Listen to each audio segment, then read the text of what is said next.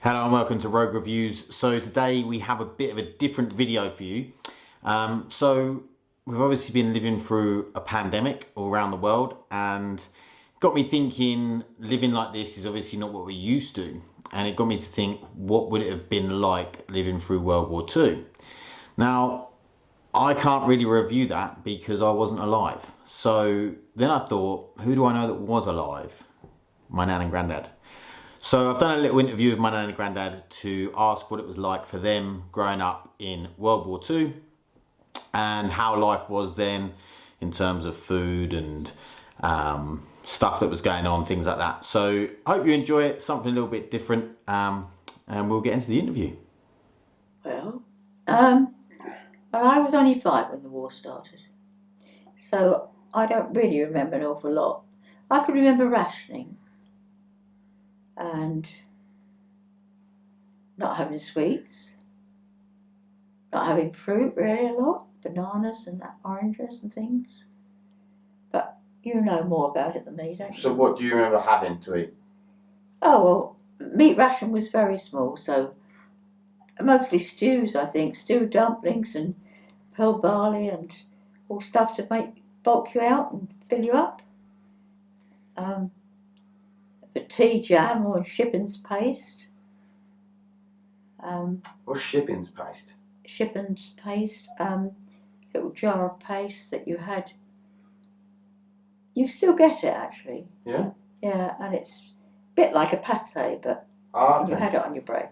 Yeah. There wasn't much else really, I don't think. What did it taste of? Bit like pate. Yeah, pate. Only a bit smoother, I suppose. What do you remember? I don't remember much. What do you remember about eating? Food. Oh, it was all right for food. We had chickens and big garden, and where I used to go out and we got the snare rabbits and all that to live on. We were lucky, really, being in the country.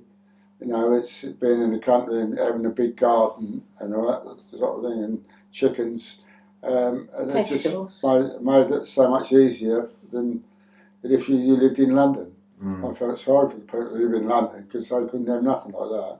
We had, you know, no, that was all a lot of rationing, but we had all the sort of garden potatoes, peas, carrots, and all that sort. We had all that sort of thing in the garden, so which was you had quite chickens. nice. We had chickens, so you had eggs. Otherwise, the egg ration was 1 egg a week for each person, and or you could have powdered egg. You got a little bit more with that, but we didn't. We had chickens, so we had chicken food meal, which smelled awful. So we had eggs, and we had a chicken now and again, but not very often to eat. And Did you eat the chickens you had? yeah, when they got really too old to lay, really, I think mostly. But at Christmas you always had a cockerel, which you fattened up yourself. And where did you live? We lived in Little Clacton. They lived in Little Clacton as well. On the same road, or? Yeah, more or less opposite. Well, fairly opposite each other, weren't we? Yeah. And how old were you when the war started? 7. 8, I think, something like that. 8 or something like that range. Yeah. And he did a butcher's round when he was 11. And I can't imagine it, really, because he had a trade bike with a big wicker basket on the front full of meat. And how could you ride that bike like that? I can't imagine. At 11, yeah, that's pretty impressive. Oh, I used to hang rabbits on as well. I used to go around, take around, and the customers used to buy rabbits off me because they were short meat and that sort of thing, you know. Because the meat ration was so small. Everything was so small. The bacon and the butter and everything like that was. Did you get sugar? Yeah, I can't remember. I suppose that was rationed, but I can't. It must have been rationed, I think. But so what did you have in the way of like sweet stuff? We didn't really have much sweet. Well, we didn't in our house have much sweet stuff because your main meal, your main first course was what we had. We didn't really. I don't think we had desserts very often at all. And I don't remember having that many cakes. And of course, we only took 2 ounces of sweet ration, which was all right. But you used to get extra sweet ration, didn't you? Yeah, I used to work all right. Look after people with rabbits and that sort of thing, and they used to look after me for having a few sweets. So you used to give them rabbits that you'd snared and then get some sweets in return? Well, no, I used to pay for the rabbit, but that was because I was supplying them with the meat. They used to let me have some sweets without me Coupons. coupon, you see. So I used to pay for them, but I mean, but I could have a little extra. So you were wheeling and dealing all the way back at that age? Oh well, yeah, you had to get the best out of life, didn't you? Oh, and then you used to steal potatoes. Because you got a POM in those days, which was You shouldn't tell people that I used to stir potatoes. It was a powdered potato. Yes, I used to go to the clamp at night where the farm used to bake a clamp, a whole row, you know, covered in straw and all that sort of thing. And I used to go after dark with a sack and On his bike. And fill it. Well, sometimes nearly fill it up. Have a little problem sometimes to get it home, but once I got to a big gate, 5-bar gate, used to put up the gate and put it on my shoulder back and then walk home with it, you know, and that was quite good. Kept us supplied with potatoes, which was nice. Because his dad was away all this time. Yeah, my dad was working during the war away, and so we used to have to do that. Did you ever get caught? Well, I did once get caught by the policeman. And I got a bag of potatoes, and I thought he didn't see me because I hid in the hedge as he went by on his bike, see the lights disappear. So I then start walking home, but what I didn't realise, he turned his rear light off, so I thought he'd gone. And he came back, and what he actually said to me was what I got, and I told him. He said, if there ain't some of them on my bike door by tomorrow morning, he said, you'll hear more of this. That's what he actually said to me. So you had to go and drop some off. I dropped some off for him, and I never heard more about that. So I got away with that one. You know, so, but that's the only time I got caught getting the supply of potatoes. You know, but, so did you see many soldiers and stuff like that? Yeah, we used to have soldiers. We had Americans in the big house in the village. The Yanks was there for a while, and You used to serve, didn't you? then when I used to sometimes when they got officers used to come to there to I don't know what for, but then they all used to sit down for a meal, and they asked us if we'd wait on them. So we waited on them. Ben, was Ben here? I think his name was the head chef bloke. We had a big, tall white hat, what the cook ship on as well, and that sort of thing. And we used to do well out of it because if there's anything left over, we used to have it. When they had a tin of fruit, they had a tin, quite a big tin of fruit, opened it and put it on the table to help themselves. And half the time they didn't want it, so we used to share it between us, me and my mate, share it between us and take it home because they've not. Ben used to say, go and take it home, so we used to take it home and any bits and pieces. And so we done all right at them. They were very good, the Americans, when they left, they threw a party for the kids, and because they used to have all sweets and all that sort of thing. I don't know about you, but we went, and they had the party. Then they stood up in the window of the big house and threw sweets out for the kids and that. And while they were doing that, and then the buckets of water came out, and they slung buckets of water all over us. That was their going away, right? That was. They were pretty well supplied, were they, the Yanks? Oh yeah. They had a lot more than what we had. They had everything in their meals. They had everything, you know, in great big lumps of it, meat and all that sort of thing. And but then we had our British Army move in. They was at the house opposite where we lived, and they were there, and up along the road, which there's big wide grass verge near the village hall in Little Clacton, and they got lorries all the way along the road, and they start what we thought was chimneys for lorries, and we couldn't understand why they wanted chimneys. We tried to work that out, but this is chimneys on the lorries. Yeah, chimneys on the lorries. But it was from the exhaust up like that, and we thought that was like classed it as chimneys, and that, and they used to go up to the village hall, the dance hall. They used to go, and one morning we got up, and they'd all gone, the lorries and everything. Then we realised why they found out that why the chimneys were on, because when they landed at the when the invasion, and they was using them lorries taking off the boats and driving through the water with them. Then we realised why they got chimneys, you know, and that was. So that would have been in the invasion. D-Day or D-Day with the big one, the big yeah. That was and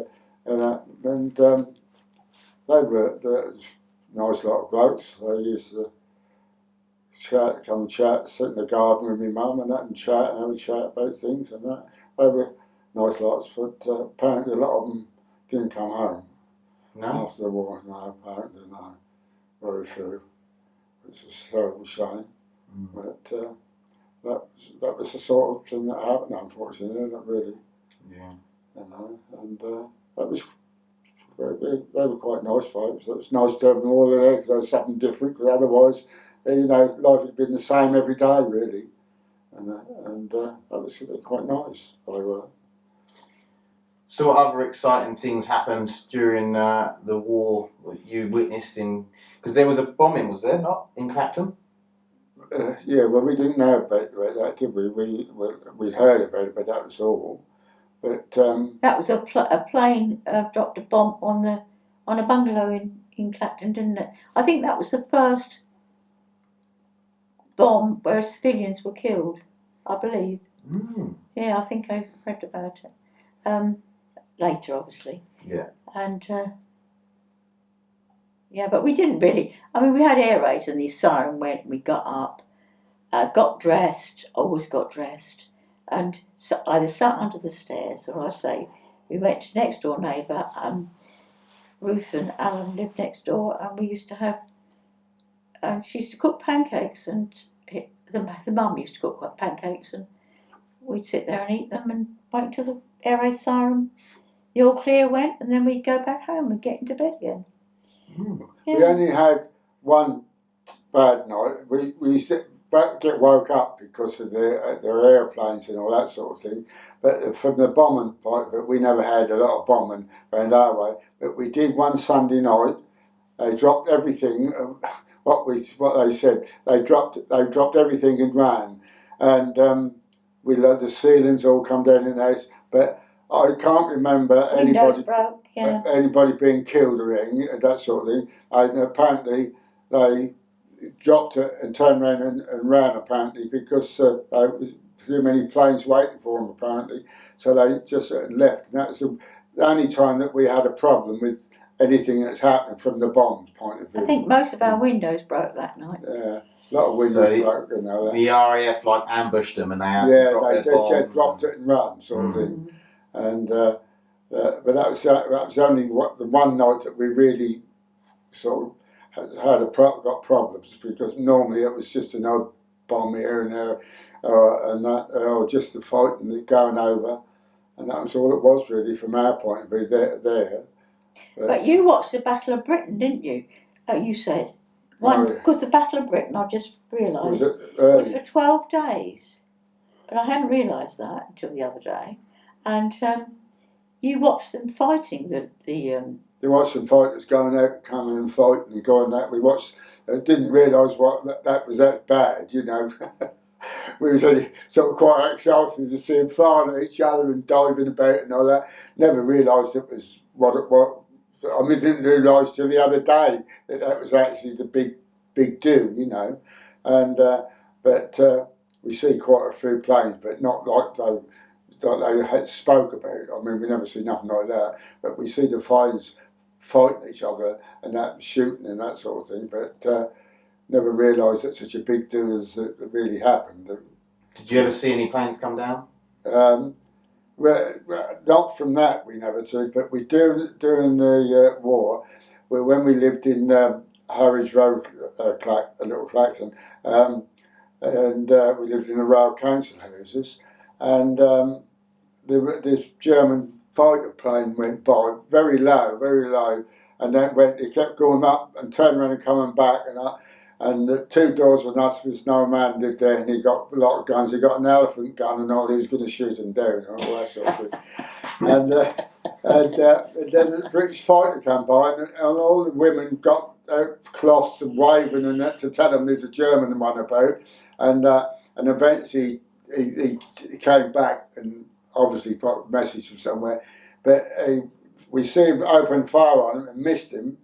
And he went underneath him, up in front, over and back, and then come back again and shot him. And he came down. The German came down. The German plane came down, and the parachute. He only half a mile from where we lived, landed on the farmer's land, and up the road from us in the row of bungalows, there was a lot of soldiers, and they came down and covered him.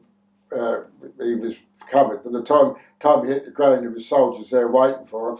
But the farmer come across with his shotgun, and old mate, he took his pistol out, dropped it on the ground and everything, and he sort of gave in. And apparently he spoke and asked the bloke where he was, and he told him. He said, "Well, I was educated in Colchester." Oh wow! And that's incredible, isn't it? Perhaps that's why he was hanging about there, you know. Because he knew the area a bit, maybe something. You don't know, but when he went by in a police car, the women were good to have a go at him, you know, as he went by in a police car.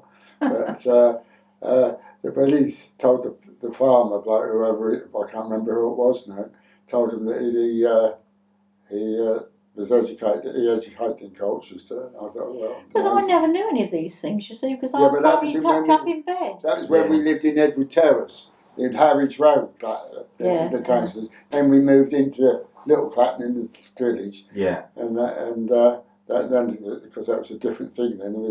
It wasn't so long ago that Les's friend, Dennis Watson, asked you about where that plane came down, didn't he? Because they were going to recover it, I think. Yeah. Yeah. Oh wow! I don't know if they ever did recover it, did they? Yeah. Oh yeah, it was tight. Yeah. Yeah. Well, I say covered. I presume so because I was never left on the field or anything. Put it like that, you know. And but on the railway, which we didn't know at the time, there was people posted also many few soldiers along the railway line from Clacton towards Colchester, and we didn't realise they was like a guard, and they were the Scottish regiment. They come across with this with their guns and that when this parachute was dropped, and the bloke in charge of them told them to sort of get the parachute and they refused. They said, "No, let him get his own parachute, we're not." And they wouldn't do it because that was the Germans. Let him do it himself. So I can remember that happening. No, we said to let him do it. Because we had soldiers further up the road, they were there by then and all that, you know. He weren't going to go anywhere, you know. No. He landed in the middle of it. I remember you telling me that you used to go down behind the bungalows in Harwich Road. They used to have ACAP guns. Yeah. And you went out. You went there, and didn't you go up in a balloon or something? Oh, that was in Little Cat in the Palmer's farm. What, with the soldiers? Yeah, no, that was a Palmer's farm. They used to go up and they could see when what they call these things come over. Doodlebugs? Doodlebugs and that sort of. They could see them coming for that because they're knowing, and they could see them coming. I went up in the balloon once with them, And that, I weren't supposed to be, but they let me go out for a burn and that sort of. So what, have you given him another rabbit, had you? They could see him they could see him coming apparently, so they could warn me. And I suppose they used to try and shoot them down. I don't know. But I do remember when we were in the air raid shelters at school. We had little concrete air raid shelters with concrete seats all round, and you had to take your little mat, your little raffia type mat to sit on, and you could hear the doodlebugs come. What did they sound like? Just a whining sort of noise, really. And we used to all try and crowd to the door to be able to see them, really. I mean, it was a bit silly, really. But, I remember that. But I mean, we weren't frightened of them because we didn't really know what they were, did we? No. You know. And obviously, if you didn't get that many bombings or anything in We- Clacton. No, it wasn't like the Blitz, like the people had their houses all. Yeah, like in London and Birmingham and Yeah. places like that. that was terrible. Must You have been know, all. what we had, I mean, was nothing to what they had, you know. Now, But- we did have some incendiary truck one night that set fire to a straw stack. There was 2 Americans living down the road, visiting somebody down the road, and they went down and they got up and to put it out. Unfortunately, they climbed up the ladder and stood on top of the straw stack trying to put it out. So they got a bit hot. Yes, they were soon down. Yes, 2 Americans they were. They was at the headmaster, school headmaster, his house for some reason. I don't know why, but apparently they were there visiting him, and that was just across the field from them, and they went round to put it, but they unfortunately climbed up the ladder to try and put it out on, because I suppose the top was on fire, so they thought they'd get out there and put it out, but they didn't. But it was strange, really, because in Clacton, people were all evacuated. All the children were evacuated up to the laundry at Little Clacton, which was only about half a mile from our house, and yet we had London children come down, stay Evacuate in the area. Yeah. And yet the other children were still all evacuated. But we had London children come down because I suppose they'd been bombed out and that, really. Yeah. But it was strange, really. You think they'd be going the other way as well, wouldn't you? That was right up to where we lived. They were going to be on the safe side. They'd bring them down sort of a couple of 100 yards up the road, was where they were putting them down to live. Yeah. So where what sort of defence, was there many defences along Clacton? Along the front it was, yeah, there was guns and searchlights and all that sort of thing. And wooden posts with barbed wire all the way along. Oh yeah. Yeah. You didn't go on the beach, really. No, they used to have the aircraft go all along there. When the war was over, we went down during the day, and then they give a demonstration of what happened. But they had the plane pulling the target behind them, you know, and they firing at it, banging and all that sort of thing, and that to just show you what happened. And one went off in front of the gun. I presume that we're probably really done for a purpose. And on the loudspeakers come up, I'm pulling this bloody thing, not pushing it. So whether that was done deliberately, sort of thing, you know, so it caused a laugh. I can remember it happening, and at the time thinking, good God. But when you get older, you realise it's probably done deliberately, you know, and that sort of thing. I remember that coming over the tonneau, big swimming. I'm pulling this bloody thing, not pushing it. I can remember it was yesterday, but not thinking how bad it was at the time, but then realise when you get older, that was probably done deliberately, you know. But when you think about it, I mean, when I went to Clacton to school, when I was 11, well, I was 10 really, we still had sweet rationing, and we still had meat rationing until about 1950 something. Okay, so good sort of 8, 10 years afterwards. Yeah, and sweet rationing, because when I was at school, we had a little tuck shop, and I used to buy a crunchy, and you could, if you sucked through the middle, through the honeycomb, that lasted you all the break. I was going to say as well, what sort of things were on during the war, like entertainment-wise and things like that? Well, we had a sausage and mash supper, I remember in the village hall. You all contributed to that. And your next door neighbour, I can remember, Mrs. Clark, she cooked the potatoes in her copper, because the coppers were what they wanted the washing in. I mean, I presume she cleaned it out really well, because it didn't taste of soap.